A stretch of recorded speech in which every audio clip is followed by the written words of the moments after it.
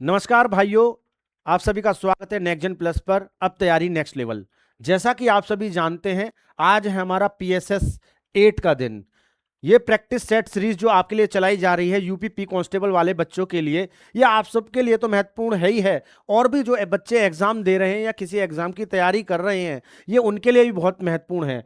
पर लेकिन जैसा कि हम आजकल के एग्जाम में, चाहे वो लेखपाल का एग्जाम हो, चाहे एसएससी जीडी का एग्जाम हो, या कोई अन्य प्रतियोगी एग्जाम, उनमें जो सेंटर जहां पर पढ़ रहे हैं वहां पर हो रहे घोटाले या उनसे संबंधित जो भी पेपर लीक हो रहे हैं, उनको देखते हुए बड़ी ही शर्मसार कर देने वाली चीजें सामने आती हैं। जो बच्चा दिन रात पढ़ रहा है, जो बच्चा दिन रात अपने माँ बाप से दूर रहकर लाइब्रेरी जाता है, कुछ बच्चे तो अपना शहर छोड़कर कमरे ले रखे उन्होंने किराए पे कमरा लेकर रहते हैं। क्या पता बेचारे कैसा खाते हैं, किस दिन बीमार होते हैं, किस तरीके से वह बच्चे तैयारी करते हैं। पर लेकिन जब वह पेपर देने जाते हैं तो उन्हें पता चलता है एसएससी जीडी, लेखपाल या किसी भी प्रतियोगी एग्जाम में उनको पता चलता है कि धांधलेबाजी चल रही है। तो सोचिए उनके दिल पर क्या बीतती होगी।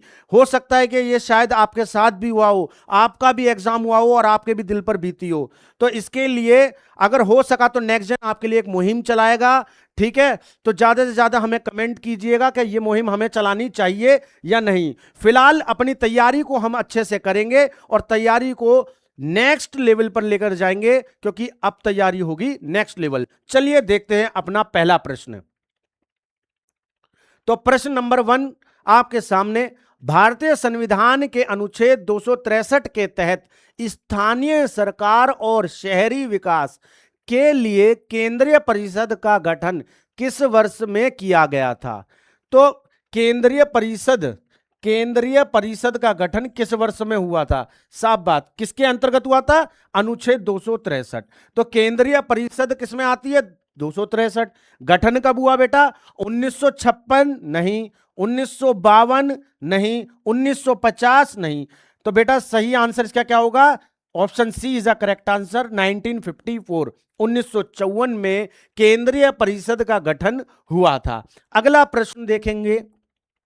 अगला प्रश्न आपके सामने, राज्यपाल को अध्यादेश जारी करने की शक्ति प्राप्त है। राज्यपाल बेटा क्या कर सकता है? अध्यादेश जारी कर सकता है। ठीक है, कौन से आर्टिकल के अकॉर्डिंग अध्यादेश जारी किया जा सकता है? अनुच्छेद 132 नहीं, अनुच्छेद 313 नहीं, अनुच्छेद 413 नहीं। तो अनुच्छेद 213 के तहत अध्यादेश जारी कर सकता है राज्यपाल। क्लियर? तो आर्टिकल 213 इसका आंसर हो जाएगा, ए इज द करेक्ट आंसर। अगला प्रश्न, निम्नलिखित में भारतीय राज्यों में से किस राज्य में द्विसदनीय विधानमंडल नहीं है? द्विसदनीय विधानमंडल, तो भैया द्विसदनीय विधानमंडल कितने जगहों पर है? 6 पर। 6 जगह पर द्विसदनीय विधानमंडल है। अगर उन 6 के अलावा कुछ और ऑप्शन आ जाए तो आपको डायरेक्ट बता देना कि वहां पर नहीं है। इनने पूछा कहां पर नहीं है। उत्तर प्रदेश में तो है, तमिलनाडु में है, कर्नाटक में है। तो जम्मू कश्मीर क्या हो जाएगा? इसका सही आंसर हो जाएगा, जम्मू कश्मीर में द्विसदनीय विधानमंडल नहीं है। तो 3 तो यही हो गए। मैंने कितने बताए? 6। मैंने कितने बताए? 6। कौन कौन से हैं? आंध्र प्रदेश, आंध्र प्रदेश द्विसदनीय विधानमंडल है यहां पर, है ना? द्विसदनीय विधानमंडल है आंध्र प्रदेश में।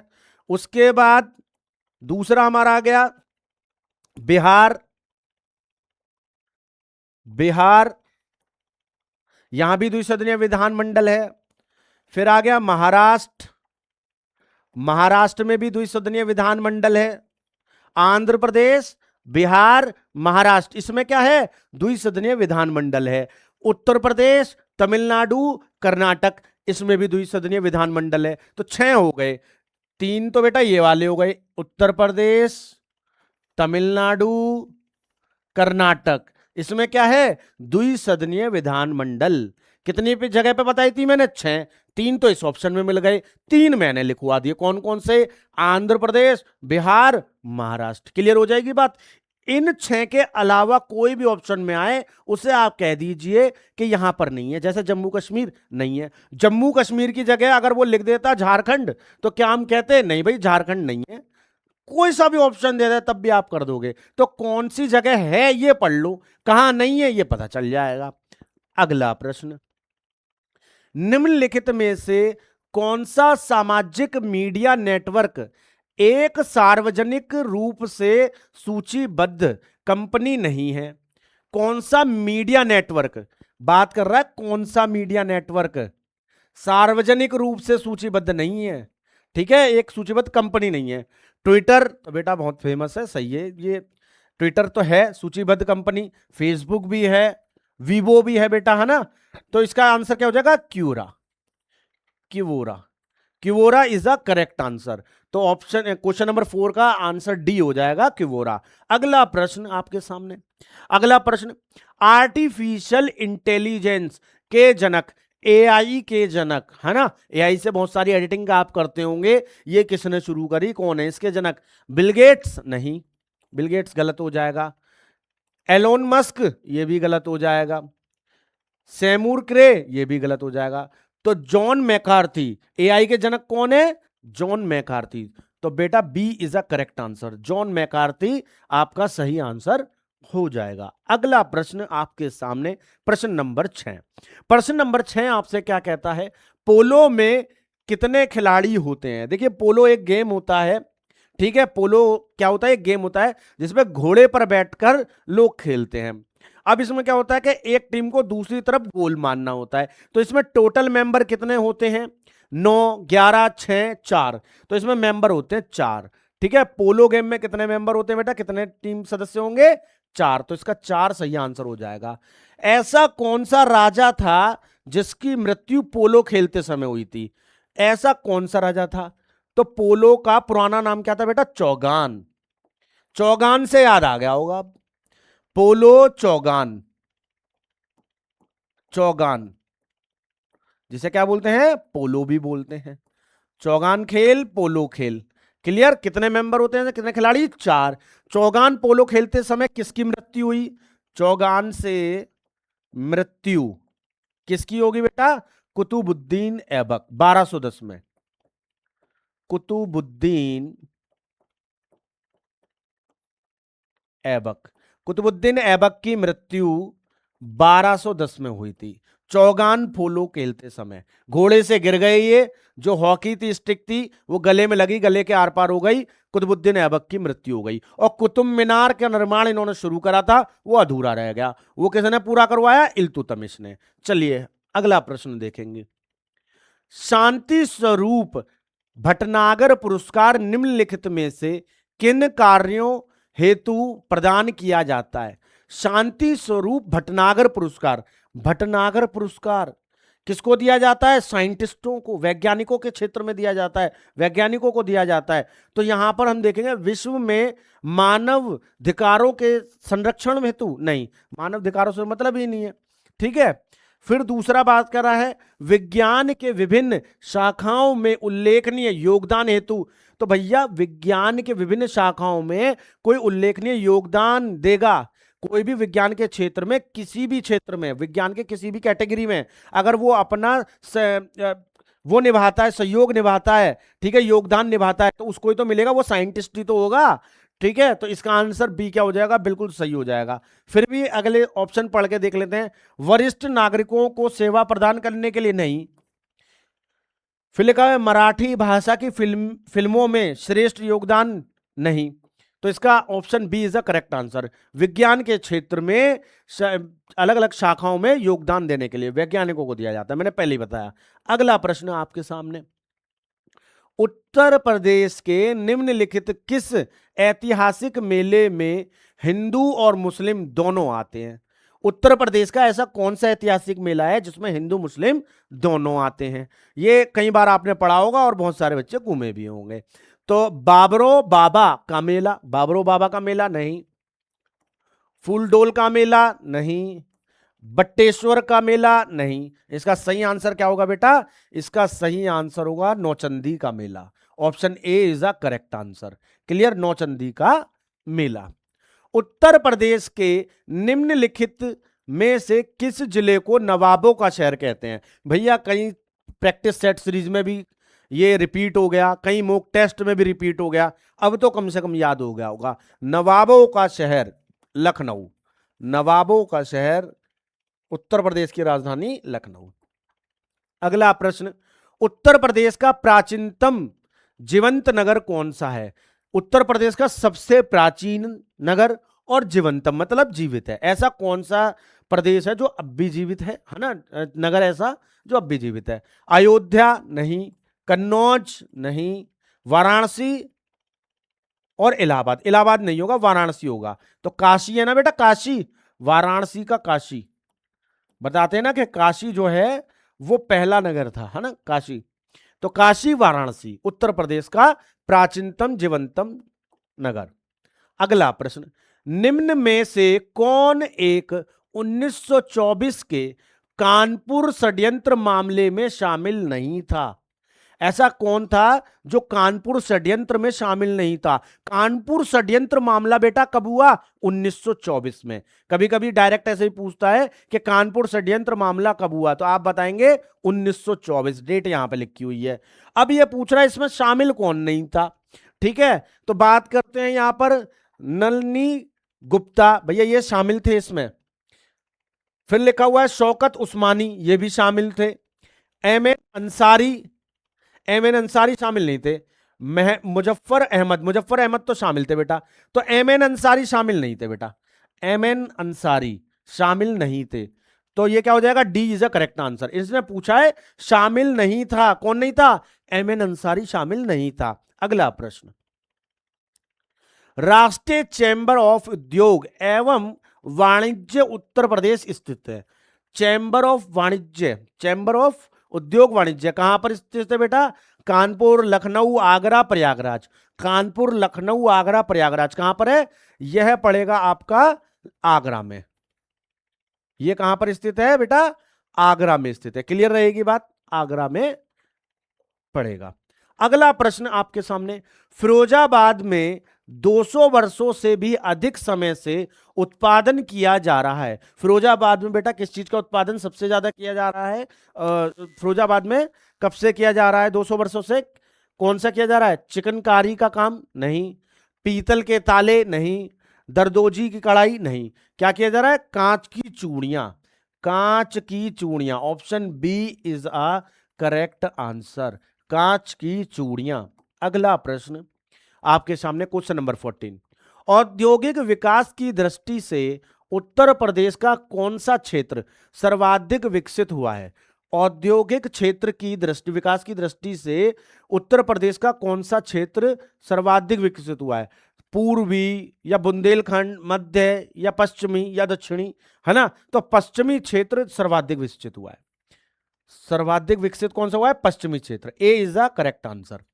अगला प्रश्न, उत्तर प्रदेश में प्रथम software technology park, Uttar Pradesh में प्रथम सॉफ्टवेयर टेक्नोलॉजी पार्क भैया कहां खोला था? लखनऊ, है ना? कहां पर स्थापित किया गया है? लखनऊ में। कानपुर, लखनऊ, मेरठ, गाजियाबाद। सही आंसर क्या हो जाएगा? बी, लखनऊ, लखनऊ। अगला प्रश्न, घोष वाक्य हमारी जनगणना, घोष वाक्य हमारी जनगणना हमारा भविष्य, निम्नलिखित में से किस वर्ष की जनगणना है? हमारी जनगणना हमारा भविष्य 2011 में थी भैया ये, है ना? हमारी जनगणना हमारा भविष्य 2011। D is a correct answer. अगला प्रश्न आपके सामने, अगला प्रश्न आपसे क्या कहता है? निम्नलिखित में से कौन सी एक प्रभावी जन्म नियंत्रण विधि है? प्रभावी जन्म नियंत्रण विधि, जन्म नियंत्रण विधि की बात कर रहा है ये।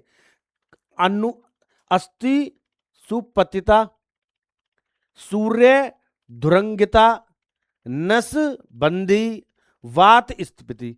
तो देखिए प्रभावी जन्म नियंत्रण, जन्म को नियंत्रित करने के लिए, यानी कि जनसंख्या ना बढ़े तो क्या करते हैं? नसबंदी। इंदिरा गांधी जी ने क्या करवाया था? लोगों की नसबंदी करवा दी थी, ठीक है? जनसंख्या ही नहीं बढ़ेगी। तो इसका आंसर क्या हो जाएगा? C is a correct answer, ठीक है? वेस्केटोमी, नसबंदी, सही आंसर इसका हो जाएगा। अगला प्रश्न, अंडमान और निकोबार द्वीप समूह पर स्थित इंदिरा पॉइंट, अंडमान निकोबार पर स्थित इंदिरा पॉइंट निम्नलिखित में से किस देश के निकटतम स्थित है? निम्नलिखित देशों में से किसके निकटतम है, या निम्नलिखित में से किस देश के निकटतम स्थित है? एक ही बात है बेटा, क्लियर है? अंडमान का इंदिरा पॉइंट कौन से देश के पास है, कुल मिलाकर ये बात हो रही है। ऑप्शन क्या है? Bangladesh, Malaysia, Indonesia, Nepal. पर लेकिन इससे पहले मैं कुछ बताना चाहूंगा। देखिए भारत जो है चतुष्कोणीय, चार कोनों वाला है।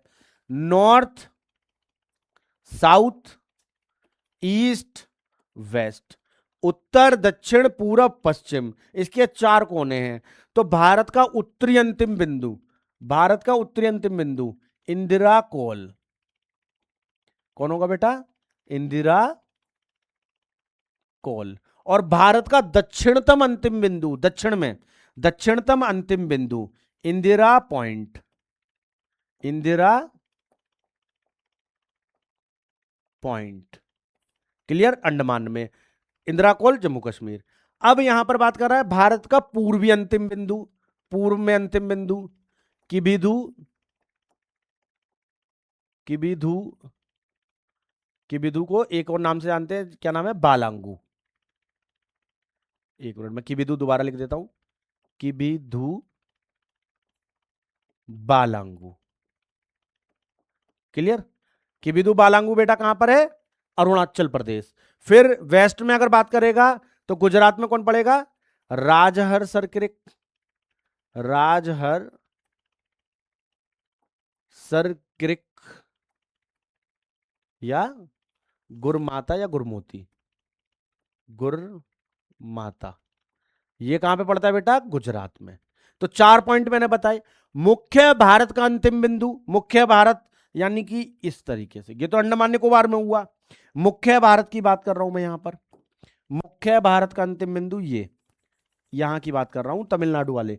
तो यहां पे क्या होगा? कन्याकुमारी, कन्याकुमारी। भारत का उत्तरी अंतिम बिंदु इंदिरा कोल, भारत का दक्षिणी अंतिम बिंदु इंदिरा पॉइंट। मुख्य भारत, जब मुख्य भारत लगा दे कन्याकुमारी दक्षिणी बिंदु, पूर्व में किबिधु बालांगू अरुणाचल प्रदेश, पश्चिम में कौन पड़ेगा? राजहर सरक्रिक या गुरमाता गुजरात में। क्लियर हो गई बात? यहां पर अगर 0 डिग्री है, यहां पर अगर 0 डिग्री भूमध्य रेखा है, और यहां पर कौन सी है बेटा?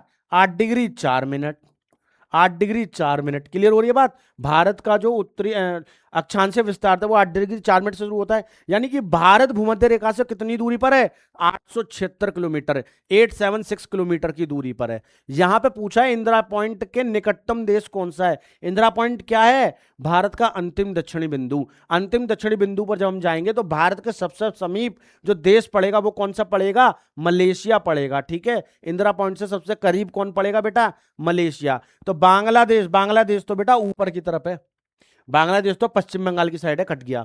इंडोनेशिया, इंडोनेशिया तो बेटा इधर की साइड है, और भी ज्यादा कट गया, ठीक है? इंडोनेशिया भी कट गया बेटा। नेपाल, नेपाल भी ऊपर है, कट गया। तो बचा कौन? अंडमान, ओ सॉरी, अंडमान निकोबार, यानी कि इंदिरा पॉइंट के पास कौन सा पड़ रहा है? मलेशिया। तो Malaysia is the correct answer. Clear हो जाएगी बात? अगला प्रश्न, भारत में निम्नलिखित में से कौन सा राज्य सिलीमनाइट का सबसे बड़ा उत्पादक है? तो सिलीमनाइट का सबसे बड़ा उत्पादक कौन सा है बेटा? केरल। तो केरल क्या हो जाएगा? इसका C option is the correct answer. Kerala इसका बिल्कुल सही आंसर हो जाएगा। अगला प्रश्न, यहां पर बात कर रहा है वन नाशक से निम्न में से क्या होता है? वन नाशक से होता क्या है? वन नाशक यानी कि वन का नाश जो होगा उससे होगा क्या? सूखा, भूक्षरण, बाढ़, यहां पर ये वाली बात कर रहा है। तो देखिए वननाशक से सूखा, सूखा जरूर नहीं है, वननाशक से ही पड़ेगा, ठीक है? तो वननाशक से होता है भूक्षरण, भूक्षरण, वननाशक से बेटा क्या होगा? भूक्षरण होगा। क्लियर है? अगला प्रश्न, क्योंकि वननाश हो जाएंगे तो भूमि जो है, भूमि के अंदर जो पेड़ जो होते हैं, पेड़ की जो जड़ें होती है वो भूमि को पकड़ कर रखती हैं, तो भूमि का क्षरण नहीं होता। पर लेकिन अगर वन नाशक हो जाएंगे, वन खत्म हो जाएंगे, जंगल खत्म हो जाएंगे, तो पेड़ खत्म हो जाएंगे। पेड़ खत्म हो जाएंगे तो क्या हो जाएंगे? भूमि को जिन्होंने पकड़ कर रखा था, पेड़ों की जड़ों ने पकड़ रखा था, उनका क्षरण हो जाएगा। किसका? भूमि का। तो भूक्षरण हो जाएगा बेटा। क्लियर हो गई बात? अगला प्रश्न, भारत के आर्थिक विकास के लिए शहरीकरण किस पंचवर्षीय, भैया शहरीकरण कौन सी पंचवर्षीय योजना में आया था?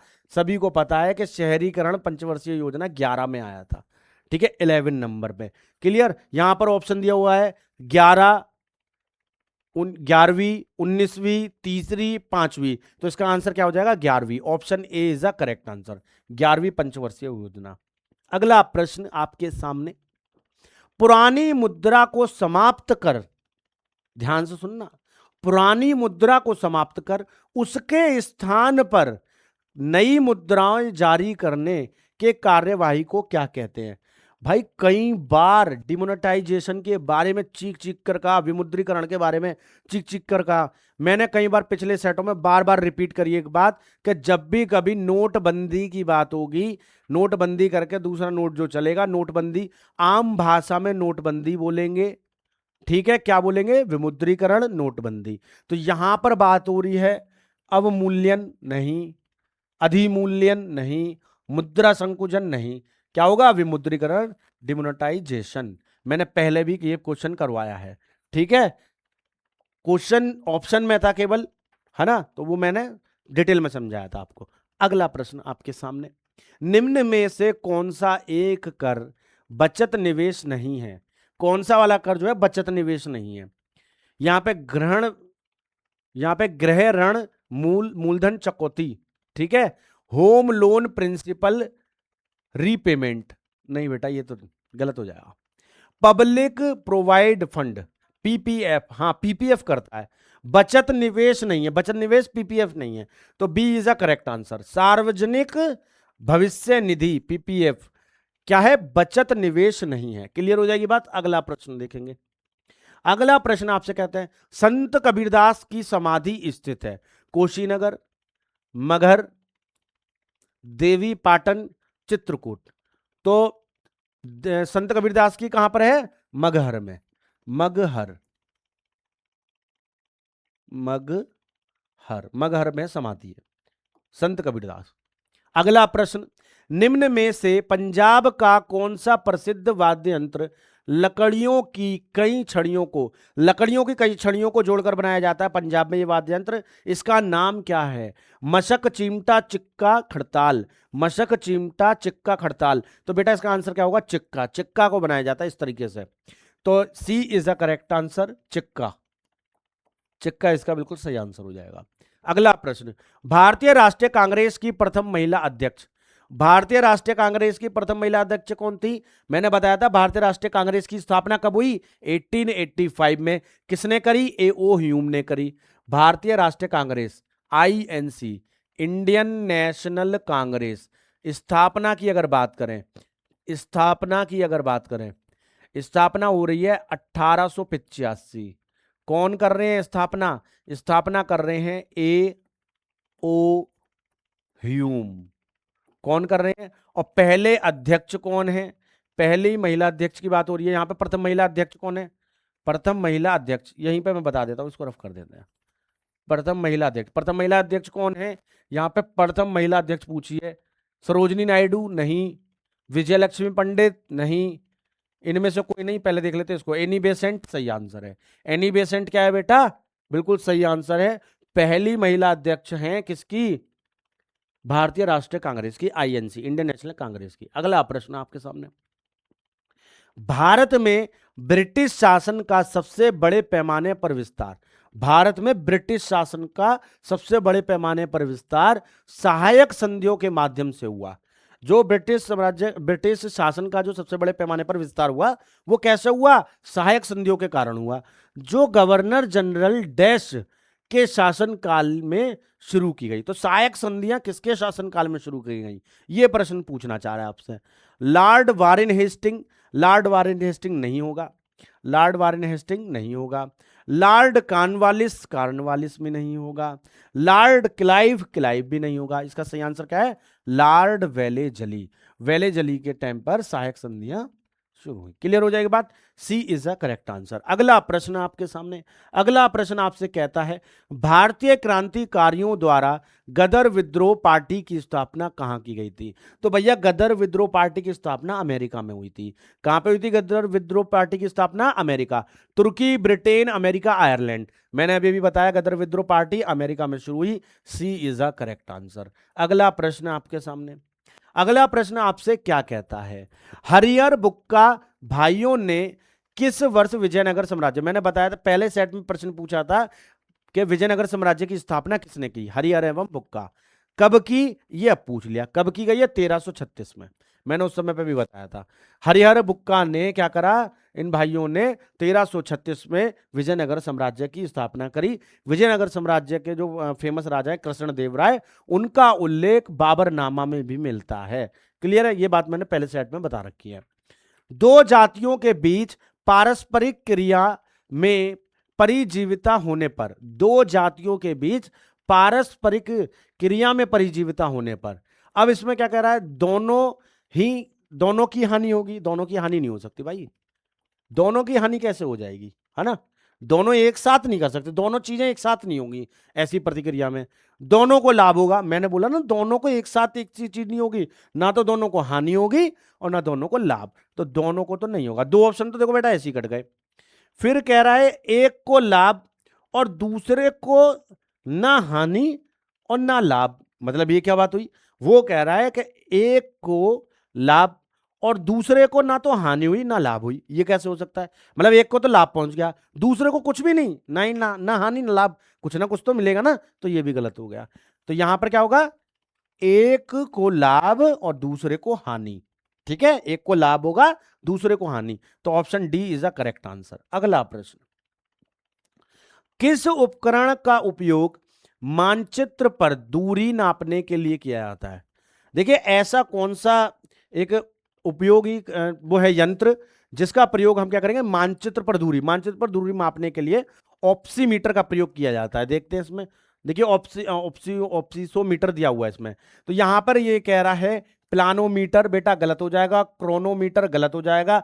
माइक्रोमीटर गलत हो जाएगा। ऑपिसोमीटर, मैंने अभी बोला था opisometer, opisometer, opisometer is a correct answer. D is a correct answer. अगला प्रश्न आपके सामने, प्रश्न नंबर 32, दृष्टि दोषमय को किस लेंस के प्रयोग से दूर किया जाता है?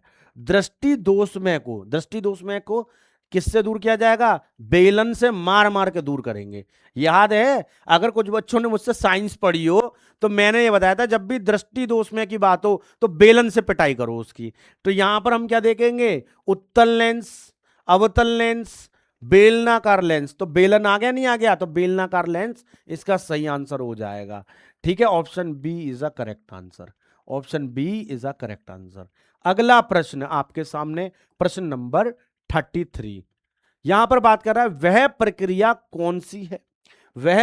कौन सी है जिसमें एल्यूमिनियम की वस्तुओं पर एल्यूमिनियम की एक मोटी ऑक्साइड परत को विकसित किया जाता है जिसे एक आकर्षक परिष्करण के लिए रंगा जाता है। आकर्षण के लिए, परिकर्षण के लिए रंगा जाता है।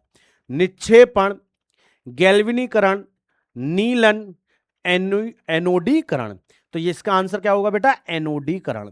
एनोडीकरण में क्या करा जाता है? परिष्करण के लिए रंगा जाता है, आकर्षण बढ़ाने के लिए। ठीक है, अगला प्रश्न देखेंगे आपका, क्वेश्चन नंबर 34। क्वेश्चन नंबर 34, मानव शरीर में क्रोमोसोमों की संख्या कितनी होती है? तो मानव शरीर में जो क्रोमोसोम होते हैं वो 23 के जोड़े में पाए जाते हैं। 23 के जोड़े में पाए जाते हैं। 23 के जोड़े में। अगर जोड़े में पूछता है, इसने जोड़े में तो पूछा नहीं और 23 ऑप्शन में भी नहीं है, तो कंफ्यूजन है ही नहीं। तो 23 का डबल क्या हो गया भाई? 46। 23 का डबल क्या हो गया? 46। तो मानव शरीर में गुणसूत्र यानी क्रोमोसोमों की संख्या कितनी हो गई? ठीक है, 46। क्रोमोसोम मतलब गुणसूत्र की बात कर रहा है, तो 46 इसका सही आंसर हो जाएगा। मनुष्य के शरीर में कितनी मात्रा में रक्त पाया जाता है? तो मनुष्य के शरीर में सामान्यतः जो रक्त पाया जाता है वो 5 से 6 लीटर पाया जाता है। और स्त्रियों की अगर हम बात करें तो व्यक्ति यानी कि व्यक्ति की बात कर रहे हैं तो 5 से 6 लीटर, पर लेकिन अगर पुरुष की अपेक्षा स्त्री की बात करें तो 4 से 5 लीटर। क्लियर रहेगी बेटा बात, 1 लीटर कम। क्लियर है? वैसे वो खून ज्यादा पीती हैं, बुरा ना माने कोई भी लड़की, पर लेकिन लड़के मेरी बात समझ रहे होंगे। फिलहाल आगे बढ़ते हैं। मनुष्य के शरीर में कितनी मात्रा में रक्त पाया जाता है? 5 से 6 लीटर, 8 से 10 लीटर, 12 लीटर, 20 लीटर। ठीक है, तो इसका आंसर हो जाएगा 5 से 6 लीटर। 5 से 6 लीटर करेक्ट आंसर। अगला प्रश्न देखेंगे। अक्टूबर 2023 में किस केंद्र शासित प्रदेश या प्रदेश ने ग्रीन वॉर रूम लॉन्च किया था? ग्रीन वॉर रूम की बात हो रही है, नई दिल्ली। 2023 में ग्रीन वॉर रूम किसने लॉन्च किया था? नई दिल्ली ने। तो B is a correct answer. Clear हो जाएगी बात। अगला प्रश्न 37। अक्टूबर 2023 में भारत और किस देश के बीच सेमीकंडक्टर आपूर्ति के लिए समझौता हुआ? तो भारत का समझौता किससे हुआ था सेमीकंडक्टर के रूप में? तो सेमीकंडक्टर समझौता जो हुआ है वो हुआ है जापान से। तो इसका आंसर क्या हो जाएगा? A. A is a correct answer. Clear रहेगी बात। ऑस्ट्रेलिया गलत हो जाएगा, रूस गलत हो जाएगा, इजराइल गलत हो जाएगा, जापान बिल्कुल सही आंसर है इसका। अगला प्रश्न देखेंगे, लास्ट प्रश्न है ये। ठीक है, इसे समझते हैं। अक्टूबर 2023 में किस देश ने भारत सहित 7 देशों को निशुल्क वीजा, यानी भारत को भी शामिल कराया? उसने कहा है भारत को कि भैया हमारे यहां पर बिना वीजा के आओ, और भी देशों को बोला है निशुल्क वीजा प्रदान करने का प्रोजेक्ट शुरू करा। Myanmar, Maldives, Sri Lanka, Indonesia. तो म्यांमार गलत हो जाएगा, मालदीव गलत हो जाएगा, इंडोनेशिया गलत हो जाएगा। C is the correct answer. Sri Lanka ने बिना वीजा के निशुल्क वीजा के आमंत्रण दिया। ठीक है, प्रोजेक्ट शुरू करा है, इसमें भारत भी शामिल है। तो उम्मीद है कि यह क्लास आप सभी को अच्छी लगी होगी। जैसा कि आप सभी जानते हैं कि टेलीग्राम चैनल पर आप सबको मिल रहा है कंटेंट, जो कि हमारी क्लासेस हो रही हैं उससे संबंधित कंटेंट और वीडियोस आपको प्रोवाइड कराई जा रही है next gen plus state exams पर। नेक्स्ट जेन प्लस इन पर इंस्टाग्राम पर आप जा सकते हैं, फॉलो कर सकते हैं, नोटिफिकेशन आपको मिल सकती हैं। नेक्स्ट जेन प्लस पर यूट्यूब को आप सब्सक्राइब करें, अपना प्यार इसी तरीके से देते रहें, ज्यादा से ज्यादा शेयर करें। ऐप के बारे में आप सभी को पता ही है, यहां पर मुक टेस्ट सीरीज मिल जाएगी अलग अलग स्टेट एग्जाम की या अलग अलग एग्जाम्स की। प्ले स्टोर से आप हमारी ऐप को इंस्टॉल कर सकते हैं। ठीक है, तो मिलते हैं अपनी अगली क्लास में PSS 9 में। जय हिंद, जय भारत।